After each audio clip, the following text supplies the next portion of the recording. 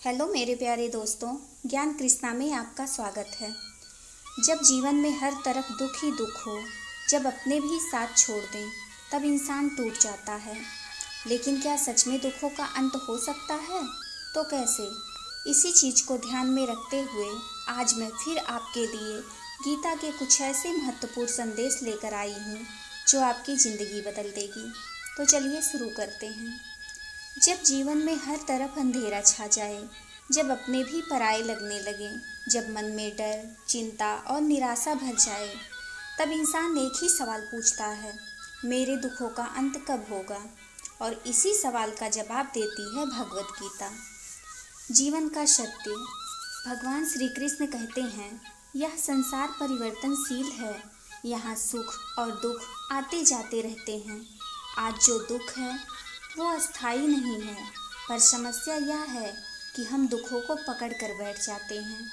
हम अपने दर्द को अपनी पहचान बना लेते हैं।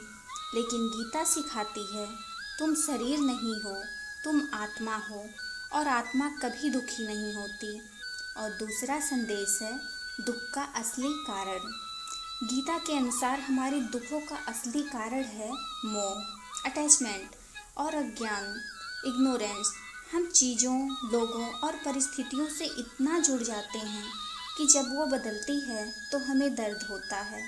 श्री कृष्ण कहते हैं, जो हुआ अच्छा हुआ, जो हो रहा अच्छा हो रहा, जो होगा वो भी अच्छा होगा। तो अगर हम इस बात को समझ लें तो हमारे आधे दुख उसी समय खत्म हो जाएंगे।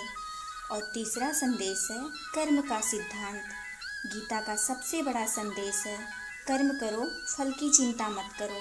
जब हम सिर्फ परिणाम के बारे में सोचते हैं तो हम चिंता, डर और तनाव से घिर जाते हैं। लेकिन जब हम अपना ध्यान सिर्फ कर्म पर लगाते हैं तो मन शांत हो जाता है। श्री कृष्ण कहते हैं, तुम्हारा अधिकार सिर्फ कर्म करने में है, उसके फल में नहीं। और मन को जीतना।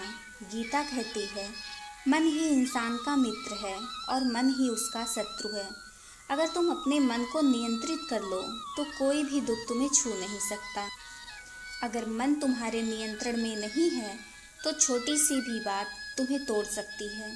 इसलिए ध्यान, आत्मचिंतन, भगवान का स्मरण, ये सब जरूरी हैं।